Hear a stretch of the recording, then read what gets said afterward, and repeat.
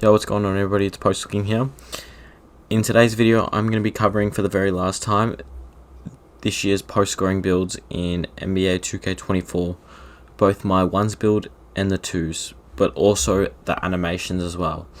Now, I get a lot of DMs and questions on my videos.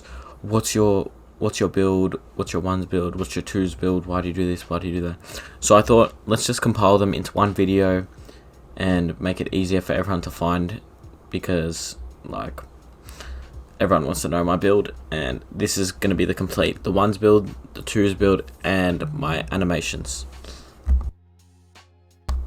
So the first build I'll be covering is my twos build. Now, I've already explained in a previous video how this is the twos build, but I'll explain it again. But first, you want to go center, 7'3" and 258 pounds with a max wingspan. So the 258 pounds is going to get us 88 strength, which is the perfect point if you're going to just be playing twos. Now, I do get a lot of suggestions here and there saying, oh, 7'1", 7 foot gets better stats. Well, obviously it's going to get better stats. You're shorter, so you're sacrificing 2 inches just for stats. Now, I think those 2 inches give more than what the stats do. So let's say you're 7'3", you're gonna outbody a 7'1" in different situations, even though he's got better stats than you, just because you're taller. So here is all the attributes. So make sure you guys are just copying down. If you guys do want an in-depth of why I went with what, the link will be in the description down below about why I made my twos build. But the main things you need to know is the pass accuracy is needed on the twos. This year as a pro scorer, and it actually also helps to chuck lobs. I recommend, if you're using this build also, you use it with an inside lock, as this will make it as efficient as possible to score, as this will be a post hooking build and not so much a back down and dunk build like a Shaq build. The key things this build has is the close shot, which is actually going to help you make all of your hooks, and this is going to be your main way of scoring, pretty much the only way you're going to be scoring. So just by abusing post hooks. Use this build, copy it, and you'll be actually really good to go. So with this build, we've gone 5+ on the weight, 7'3", and wingspan is maxed. Now, the reason why we go 263 pounds is so we can get Hall of Fame back down Punisher, which is very good in this game, and Hall of Fame drop stepper.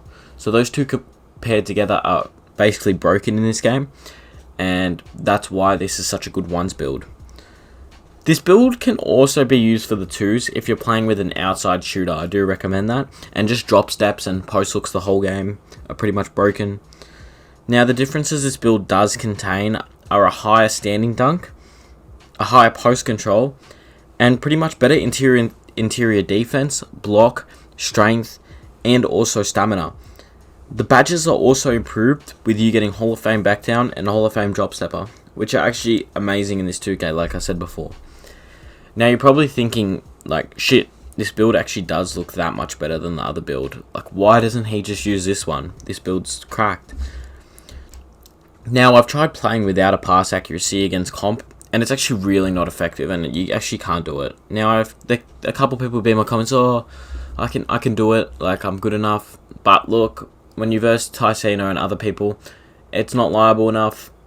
You're going to get stolen from. They're going to read lanes. They're going to press up all on you, and you're going to eventually get turnovers. With my other post scorer, I was averaging near 2 turnovers a game without a pass accuracy. And then once I put a pass accuracy on, my whole game changed.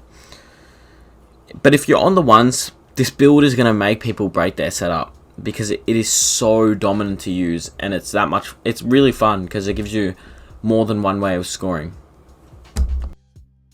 Now, the last thing I'll be covering is the animations I'm using this year. I've already done a video on these. They are Joel Embiid post hook, Kobe Bryant post hop shot, and then Harrison Barnes with the fade. These are all the best animations this year, probably besides the fade. Now, you can definitely tweak that to where you want to, as I don't really fade as much. I don't really have much of an input, but these are the best post hook and post hop shot 100%.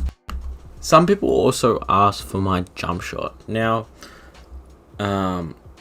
what I can say is I don't really need a jump shot. I don't really fade as much in this game because there's really no good fade other than Harrison Barnes, which isn't the best fade in the game.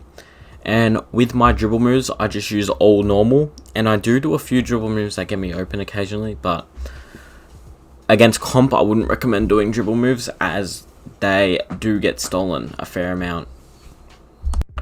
With your dunks, you'll also just want to find ones that aren't really flashy and that look pretty fast, and ultimately just the ones that are gonna absolutely just body you, like contact dunks, shit that's gonna bail you out basically with your dunking. I hope everyone enjoyed the video today. That's the last time I'll be covering my post scorer build in NBA 2K24. If you ever want to come back to this video, this will be the last one I post, as I've been posting a lot, and this is both of those builds and the animations in one video as people keep asking me. I hope you guys enjoyed. Make sure you like and subscribe. I'll be back for more. Peace.